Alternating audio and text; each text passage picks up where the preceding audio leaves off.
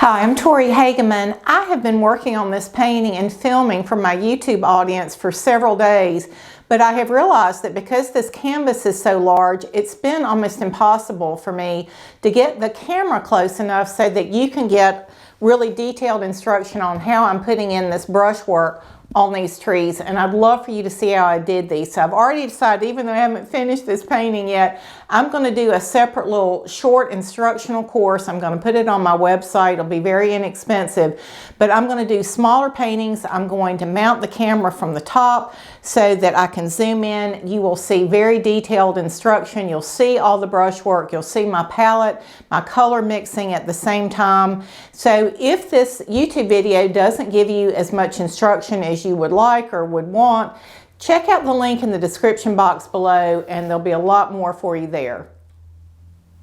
Here's the reference photo I'm using from one of my favorite walking spots. I particularly like the variety of trees and colors, and I enlarged this photo a bit so the trees were closer in and we could capture those great textures. I didn't have the size canvas that I wanted, so I went in my basement and dug around and found the right size. It was a painting that I'd never put on my website. I wasn't interested in trying to sell it, so I just gessoed over it, and I'm going to breathe new life into this canvas. I'm using a piece of blue chalk to lightly get in my drawing. I just decided where I wanted the treetop to start and where I wanted it to end. So in other words, just determining what the scale of this was going to be. Were the trees going to be a little further back?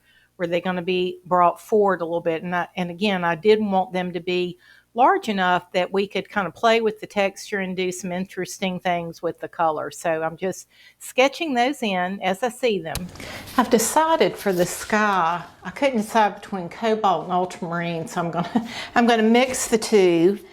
And normally I use a heavy body titanium white, but because I've got so many layers on this canvas with the gesso, and I may end up going back and doing something else over the sky. I don't want to get it super thick.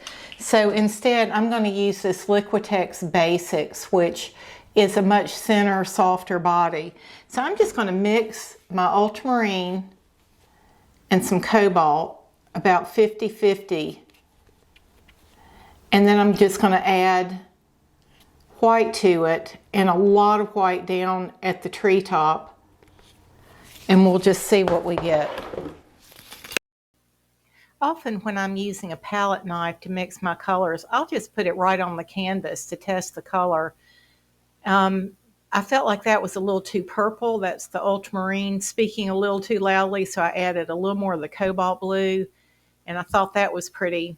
You know, so often when I'm putting in a sky, I will go to great lengths to try to get in a super smooth sky from a smooth transition of color from top to bottom. That is not at all what I'm doing with this painting. I'm using a large angular brush. I'm dipping in different piles. You'll see that not every time that I put the brush down is it the same color. I have things very lightly mixed. I'm not trying to get a smooth transition. I want this to look really painterly. I knew that I was probably going to go over this sky another time, so I'm just not overthinking it. I'm just putting in a really loose sky. As I'm coming down to the treetops, I'm getting it much, much lighter though, and going back over at the top. Sorry about the back of my head. It's a problem when you're trying to film a large canvas. You know, when I'm doing a small one, I can film it with a camera right overhead and get every detail, but working on a really large canvas can be a little bit of a challenge when you're filming, so I hope you'll bear with me on that. All right, next I'm going to do a block in of the trees, and so often when I do trees, I limit the number of greens that I'm using. I'll use one green as a mother color or a blue mixed in as a mother color. If you're not familiar with mother color, I've got a video on my website about that. You can learn more. But one thing that drew me to this photograph was that this tree was a different color from this tree, and this tree was a different color from that tree. And I love the variety of greens. So I'm going to intentionally really mix this up and I'm excited about it. I think it's going to be beautiful. I wanted to show you a color that I don't use that often. I don't know why I really like it. It's kind of a blue-green called chromium oxide green. It's a beautiful, strong leaf green, kind of pine green. You can lighten it and darken it. I'm also going to have sap green, which I always have on my palette. This is a Utrecht sap green that I don't really like. I like Liquitex sap green so much better. It's a beautiful green. This is kind of dull, but I have this huge tube of it, and I'm going to use this for these super dark places, areas underneath the trees that are in really dark shadow. So I'm going to be using that for that. I also have this tube that I'm running low on. I went in a Jerry's Artarama discount store one time and got this tube of olive green. It's made by Lucas, and I love this color. So this is going to be something I'll be using. I'll probably also be using ultramarine blue and or our cobalt blue mixed with some yellows, and that could give us some good color harmony with the sky. So I'm going to go ahead and block these trees in. I'm going to just mix up some different greens. I'm going to go ahead and get in some really dark spots where I see them in the photograph down in these areas underneath the trees. And then we'll go back in the next phase and we'll put our highlights and we'll put texture. So this first go round, it's going to look pretty flat because it's basically going to be one color with the dark spots. But hang in there with me. We're going to go back and get some beautiful lights and texture and make this look very three-dimensional. So here's what I've put on my palette. Here's that chromium oxide green. I've got some Naples yellow. Here's my sap green, which is so dark. That paint's so thin it's running. I also have some ultramarine blue and cad yellow medium. I've got some naphthol red and some, what is that? Burnt sienna, I'm sorry. So those are two reds that I can use to dull these colors down. I don't want to get them too dull, but I don't want them to look too cartoonish or too bright, too out of the tube. So let me mix up some different piles with these and I'll let you see. So here are just some different greens. So these are going to be the darker greens that are going underneath, plus our sap green. So I'm just going back and looking at my reference photo. And like in this pine tree, I'm going to put these darks in first. In this pine tree, I'm seeing a number of places. Actually, I'm going to add some ultramarine blue to that sap green to get it super dark.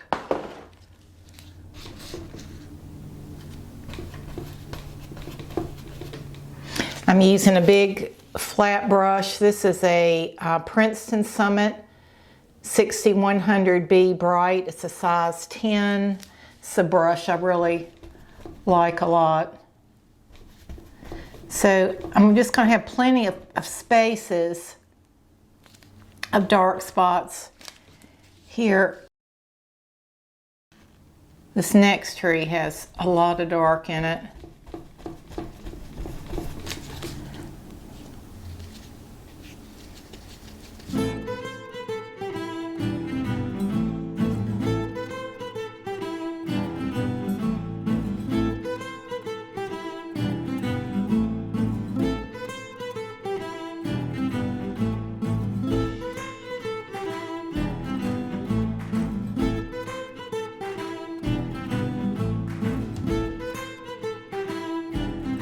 Back from straight on. Isn't that interesting how much depth you've got already just getting those darks in? I find it easier to put the darks in and build on top of it. To me, it looks more realistic when I put light branches on top of that than putting light and trying to put dark, because the dark would be underneath naturally. So liking that. So let me finish adding a few more dark spots here and there, and then we'll go to our next layer. So I've gotten in my darks, and I thought before I got too much farther with the trees, I wanted to establish some of these other colors just to get my colors worked out. I'm looking at my reference photo, and this is such a light blue green, and I keep trying to blue this up and it just still reads a very yellow green. So I think of that chromium oxide as being a very blue green, but I've tried mixing it with cad yellow and it still just reads like a very yellow green.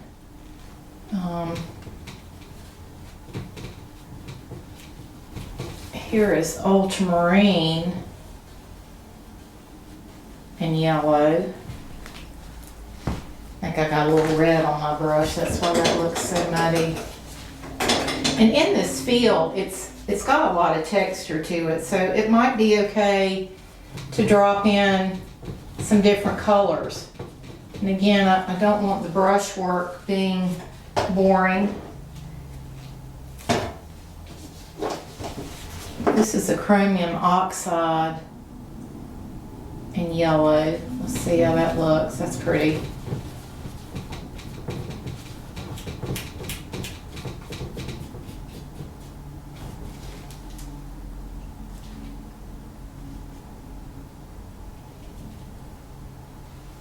It's a little darker down here.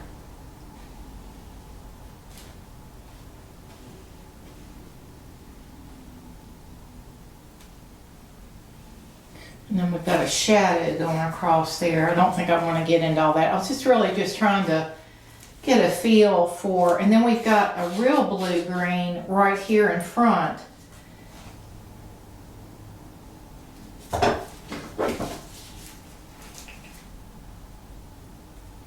That almost looks more like a ultramarine blue with some white and a touch of yellow. So let's take just some ultramarine and white and put a touch of yellow in there, and let's see what we get.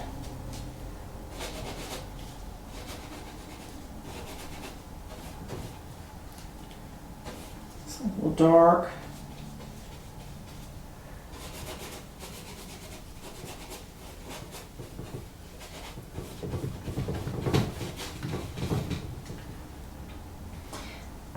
Well, let's try adding a little Naples yellow to that. It's going to be way too much. Some more blue and white. Let's see.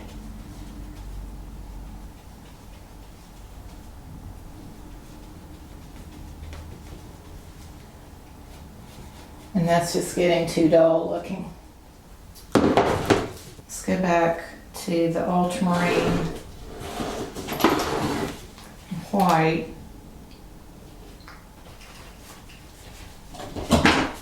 And a bit of cad yellow white.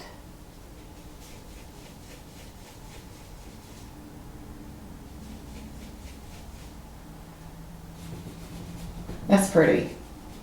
That's a blue or green. So we've got, so I just really need to figure out this, we'll do the texture. So I want to put in this light feel behind it and then use my brush to get some good texture on top of that. So I think I've worked out this green that I'm looking for, this blue or green. So I've got some phthalo green out, which is not a color that I normally use. It is strong as horseradish. My goodness, just, you can see how turquoisey blue-green it is. It's super strong. I mixed a little bit of phthalo in with my chromium oxide green with some Naples yellow, and I came up with this beautiful blue-green, and I think that's what I'm going to need to go in this foreground. So let me put this down and see. It's much bluer.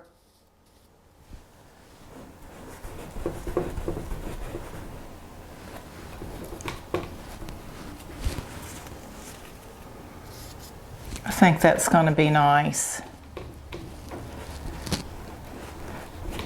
Boy, it's still strong, isn't it? And I could try adding some white to tone it down, but I think that's beautiful. It gives you that feel that that is definitely a blue-green that we're looking at, but it's still got some light to it. So I think that's what we're going to use, and I think we'll also use a little bit of that up in one or two of the trees. So here I used that same phthalo green, chromium oxide green, and Naples yellow mixture. I dropped it up in this little tree. I like it a lot. Now I've made the same pile. I've added a little more yellow to it. Oops. And a little more white. I've got this lighter color. Still using a flat brush. Turning that brush. Recognizing, not covering up my dark spots, but just getting the edges of them. I think that's really pretty. I'm liking that a lot. Of course, now up at the top is where you've got the most sun, so as we go down, we'll need to get a little darker. I'm going to add a little more chromium oxide into that same color. I think that's pretty. I'm liking that.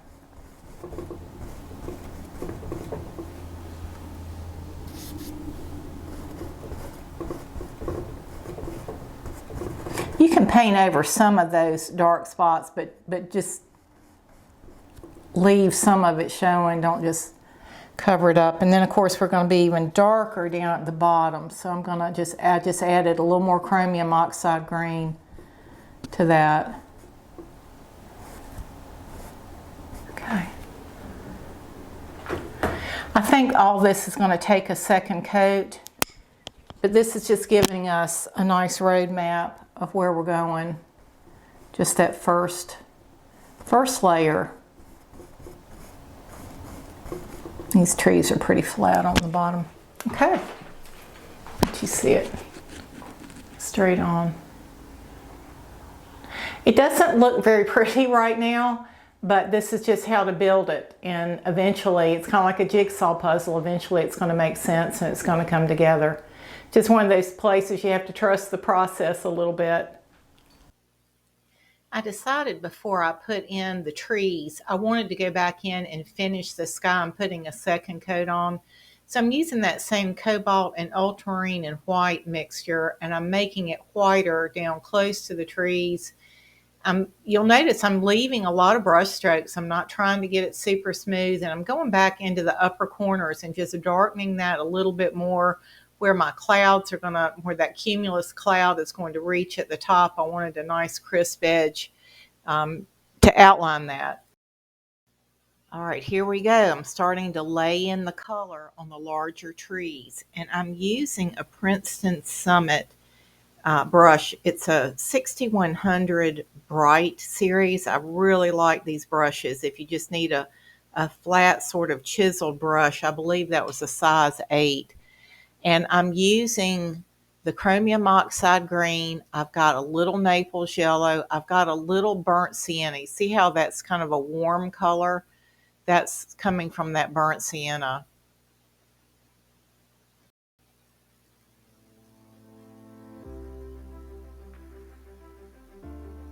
Here you can see me at the tops of the trees. I'm adding more Naples yellow to warm at the bottoms of the trees.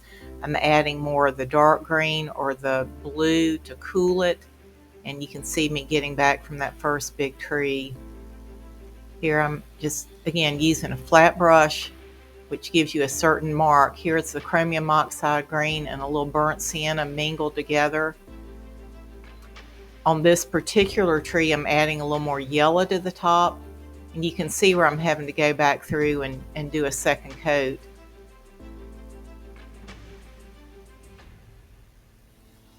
And here I am back from it, and you see those first couple of trees.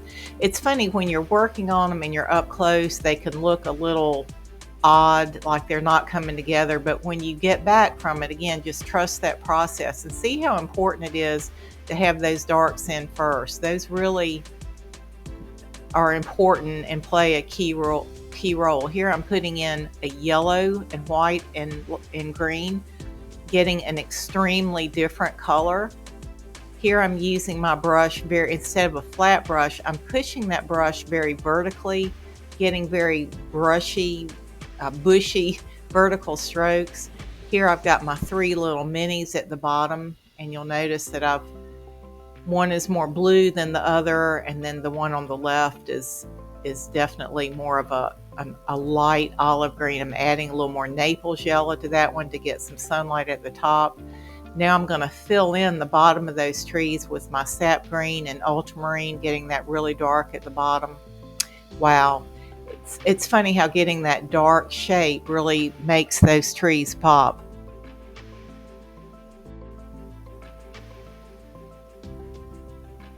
Here you can see it at a distance, and it's really starting to come together.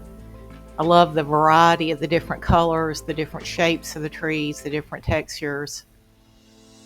I just think it's turning into a real interesting painting. I'm pleased.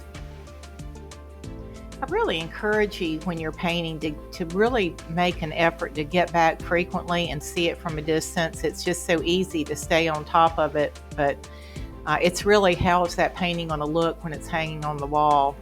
Here I'm starting to put in the path using raw sienna and a little burnt umber in the shade, and then as it gets lighter I've added a touch of red and a little bit of white.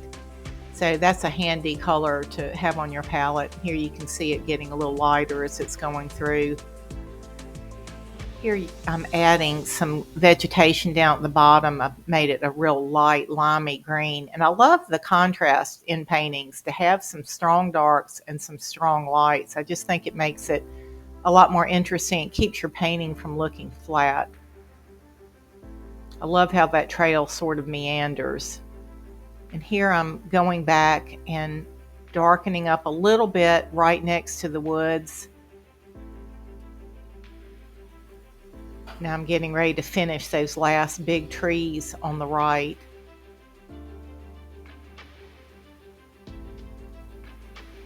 Just adding in lighter lights at the top, being mindful to keep those dark places, keeping some dark spots there. Varying the colors. One tree will be a little more olive, the next tree will be a little more of a yellow green. Adding a little burnt sienna to that back tree, keeping that same color. I'm using that burnt sienna multiple times. Here I'm going back to a bluer type of tree using the chromium oxide green. And there you see all the hardwood trees. Well, except for those little ones in front on the right. And here I'm just going back with a flat brush with white paint, working on those clouds. I put a little bit of a purpley shadow in the middle of that cloud. I put some little soft trails. I've got different videos on my channel for painting clouds if you want to see that a little more real time. But there it is with the clouds and the little trees painted in.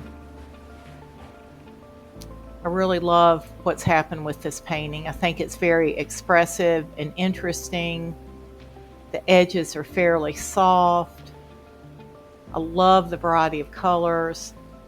I think the gigantic cloud is very effective. I love what's happening there in the foreground with the little slices of that rusty color. And here we still have that big pine tree that I have not addressed, but getting ready to deal with that as well. But again, just wanted you to see it, how it's coming together from a distance. Good morning. So here we are on a different day. I like taking a break from a painting, particularly a large one. Just have some time to live with it and just look at it and say, is there anything that's bothering me about this painting? And there is. And it's an easy fix. I love the drama of all this dark underneath the bottom of the trees, but it feels so solid dark, it almost feels a little dead to me. So I'm going to go back in and drop some lighter spots. It's still going to read dark, but say there's some life in there, particularly like where this trail goes in. I want it to look like there is some light on the other side of those woods.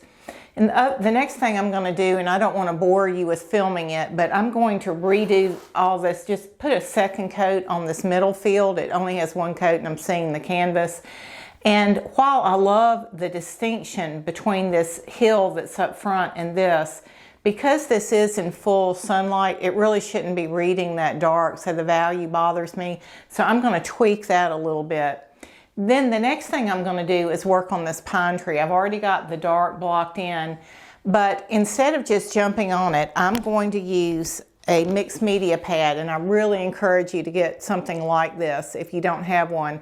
I'm going to put down some real dark on there, and then I'm going to experiment with some different brushes and some different greens and see what works the best, what's going to give me the best feel on that pine tree. And I'm not going to try to film all that either, but I will show you where I land and the brushes and the colors that I'm using, and then I'll do a close-up and film putting this tree in and let you see that. Back soon. So I'm definitely going to do this with a paper towel in hand in case this goes awry. I can quickly jump on it. So I'm taking my fan brush. One of the reasons I'm not a big fan brush fan is because once you wet it in water, it splits apart like that. You know, they're really nice before you wet them, and they're tight together, but then they get this split in it, which, you know, just doesn't give you the same kind of stroke. So I'm trying to dry that pretty well. And now I'm going to go into this mixture of chromium oxide green and burnt sienna. And I'm just getting a fair amount of paint on. And, oops, sorry.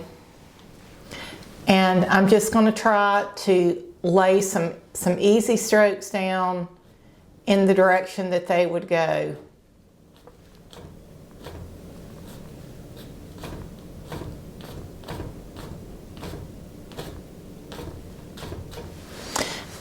I'm going to put a little more of that burnt sienna in there, just trying to vary that color a little bit. I don't think I like those little places sticking out on top. Let me see if I can, and maybe that would be okay. I can always reclaim it with white paint if I need to. Let me get back from that and see. I like it. I don't like this line going down the middle, so I'm going to I do think it's important to leave some black under there, but it doesn't need to look so stripy. So let me try it again. And I'm going to also maybe incorporate a little sap green in there. I need to put a little more on my... The thing I like about this chromium oxide green, I don't know if you remember at the very beginning when I put this on the palette, it was running. This is a very liquid light body, and you can see it's running right there. It's very thin. I'd like to use some of the sap green, but it's so heavy and thick, I'm just not sure I can get what I need. So there's some shorter strokes. I think I like that a lot better. I do think it's important to get a little variation of color, though. I'm going to have to paint that white edge. Let's try doing it a little faster. See what happens. Be sure and keep enough paint on your brush.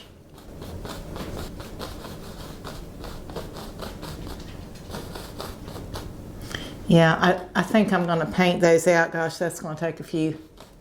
Oops. Now there I pressed down too much with my brush. That's what caused that. I'm going to drop a little burnt sienna into the middle of that to kind of break that back a little bit. You know, I just got that too solid, but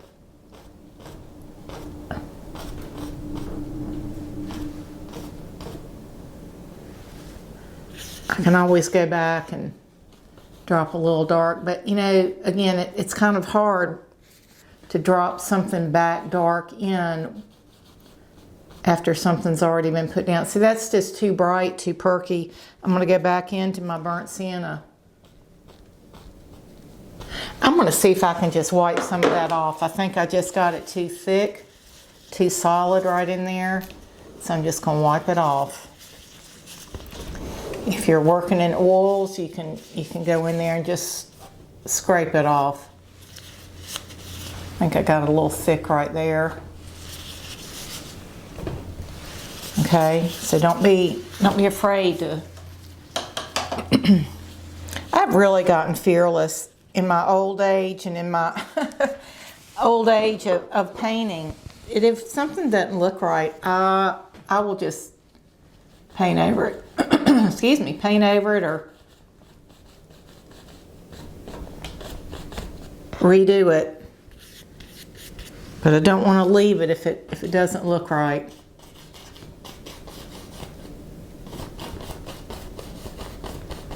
Trying to get some short strokes, some longer strokes, varying the color a little bit.